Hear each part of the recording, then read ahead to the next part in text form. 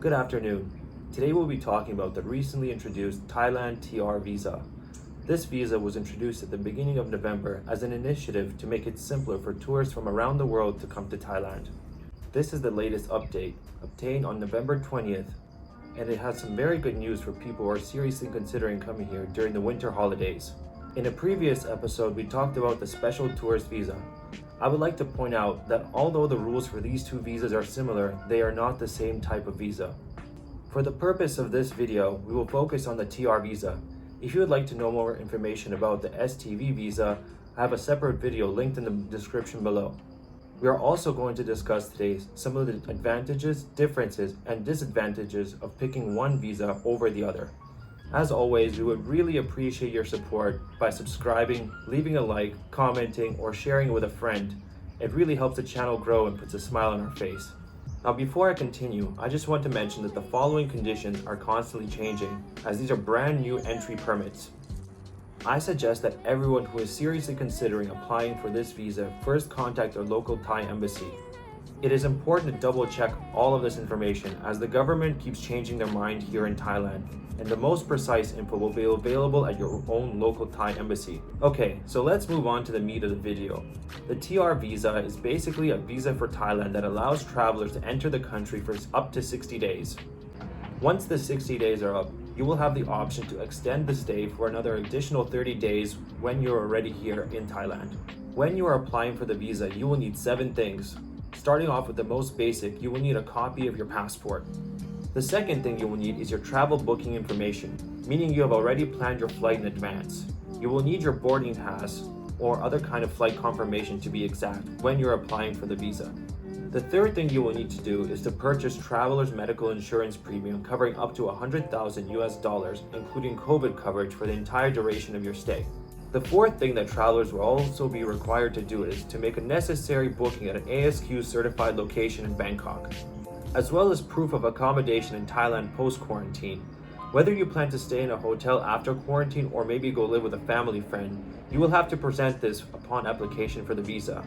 If you are planning to stay with a friend or a family member after quarantine, make sure that you also have an invitation letter just in case. For those who do not know, ASQ hotels are also known as alternate stay quarantine hotels, and they are specially appointed locations in which visitors are required to do a 14-day quarantine before they are allowed to explore the kingdom.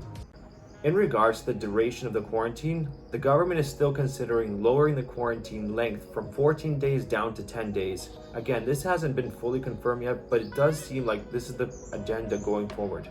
These hotels range anywhere from $700 or more for the 2-week period. They also provide food as well as complimentary fruits and water and soft drinks. If you want to know more about ASQ accommodation, I left a link in the description, or you can watch my previous STV visa video in which I go more in depth about ASQ accommodation. Moving forward, the fifth item is that citizens of certain countries will also need to provide proof of their residency upon application. If you're an alien living in a country you're applying from, but still wish to apply for the Thai visa, you will need to provide a copy of your residence permit or long stay certificate or whatever it may be.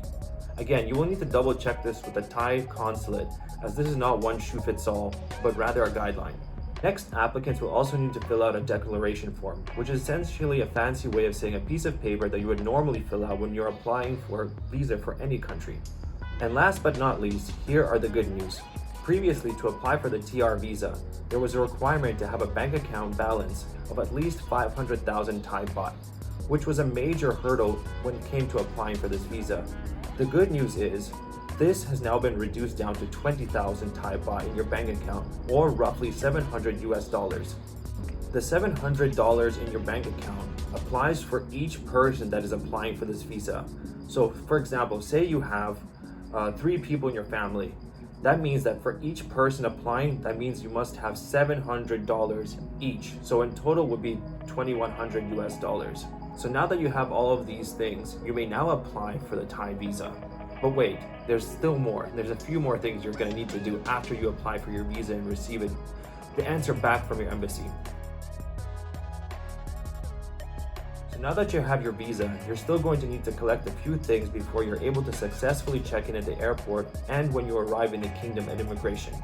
Like the STV visa, you will need a fit-to-fly certificate issued by a doctor given to you within 72 hours of your departure, which is essentially a piece of paper stating that you are free from any symptoms and are essentially fit to fly on an aircraft. This is not to be confused with the COVID test results, which are also mandatory. You will need to show a negative laboratory test result, which is also to be issued within 72 hours of your departure.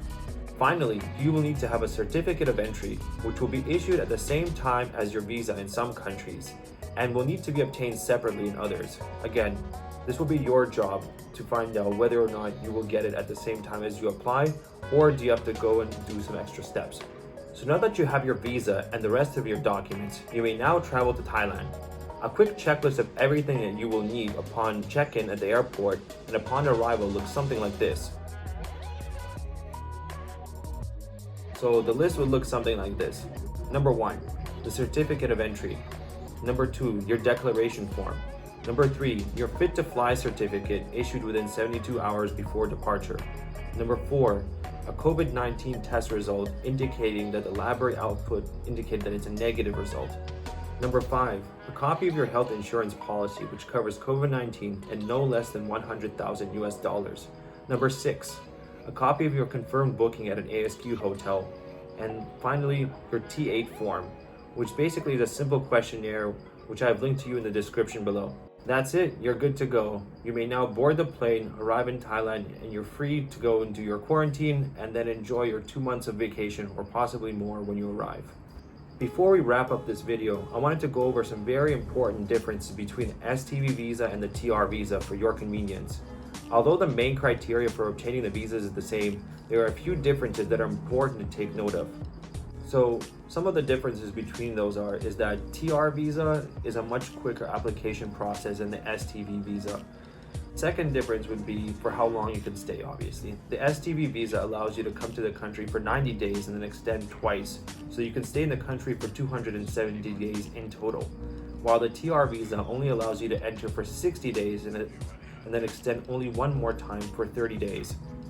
And the last point, which is also a major difference between the TR visa and the STV visa, is that the TR visa is available for application to all countries of the world, whereas the STV visa is only currently available to the countries that are deemed low-risk zones by the Thai government. This means that they have an infection rate slightly above Thailand or a little bit below. Needless to say, if you're from a low-risk zone, you have a higher chance of obtaining either visa. So after taking a closer look, if you're planning just to come to Thailand for perhaps winter holidays and have no intention of staying here for a long time, as well as would like to get here as quick as possible, from my point of view, it makes more sense for you to apply for the TR visa. The STV visa is more geared towards those who are planning to stay here for a long period of time. Take this into consideration when you are applying for either one of those visas. Even though these visas do seem similar, there are advantages of choosing one over the other based on your desires. Thank you for joining us. We appreciate your support. If you have any questions, feel free to ask them below. If you have any additional information you wish to share with others, that is also welcome. I wish you all a wonderful day and see you next time. Take care.